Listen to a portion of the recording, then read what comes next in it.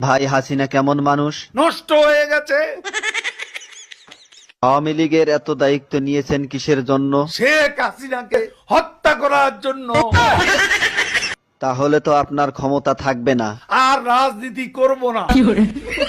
কাদের ভাই, জয় তো আওয়ামী লীগের নেতৃত্ব দিবেন, আপনার মতামত কি? তার নেতৃত্ব বাংলাদেশের জনগণ কোনো দিনও পছন্দ করবে না, ঘৃণা করবে। কাদের ভাই, এ কথা শোনার পর হাসিনা তো আপনাকে ঢাকায় থাকতে দিবে না। ঢাকা শহর শেখ হাসিনার কি বাপের সম্পত্তি?